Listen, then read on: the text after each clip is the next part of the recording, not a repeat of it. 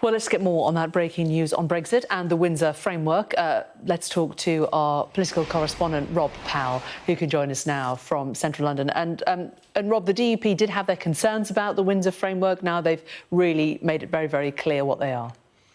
Yeah, I think this will be a disappointment. There was maybe a bit of hope that at the least the DUP maybe would sit on their hands and abstain when this vote comes to the Commons on Wednesday. It's essentially a vote on one part of Rishi Sunak's new Brexit arrangement for Northern Ireland, but it's very much being presented by Downing Street as a sort of vote on the whole deal and a chance for MPs to have a say on the whole deal. And what the DUP have said in the last half an hour or so, their leader, Sir Jeffrey Donaldson, has issued a statement saying that in their view, whilst the Windsor Framework does represent progress, actually it doesn't deal with, as they put it, some of the fundamental problems at the heart of our current difficulties. And they say they need further clarification and it needs further reworking and a change, as well as seeing another legal text. Now, at the core of their concern is the fact that whilst one part of the Windsor Framework, the so-called Stormont break, will be able to be applied to any new EU law that will be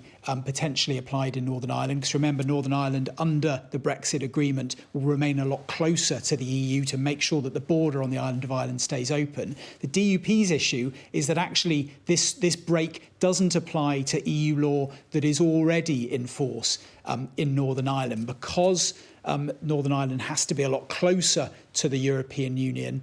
There is still some EU law, albeit a smaller amount than was previously applied, that companies, manufacturers have to follow in the country. So that is their, in Northern Ireland, sorry. So that is their key problem here, essentially, that they say that this new deal doesn't address that. Now, what does this mean for Rishi Sunak in terms of his vote on Wednesday?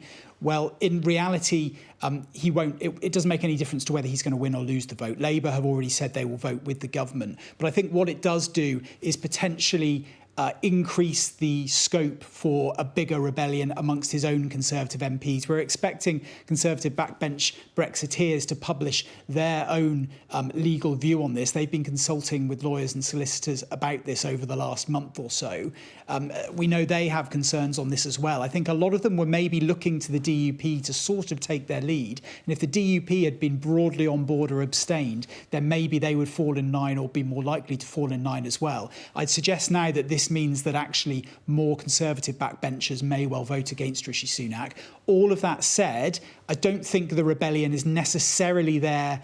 We're not necessarily going to likely to see the size of rebellion that we saw under Theresa May and previous Brexit battles, but more potential here to cause the Prime Minister a headache. I think potentially also the bigger practical impact is that if the DUP aren't happy with this deal, they may well decide to continue their boycott of going back into power sharing in Belfast. So that may mean that the devolved executive, the devolved assembly, may still not be able to sit in Northern Ireland. Of course, that means that the democratic institutions that are supposed to be overseeing public services there and that have been out of action for over a year now may still not get up and running. But it also means actually that this key part of the Brexit deal, the Stormont break, is basically rendered useless because it can only be used if Stormont is sitting. So that will potentially cause problems as well, and maybe be the bigger practical impact flowing from the DUP's decision not at the moment anyway, to back Rishi Sunak's refresh Brexit deal.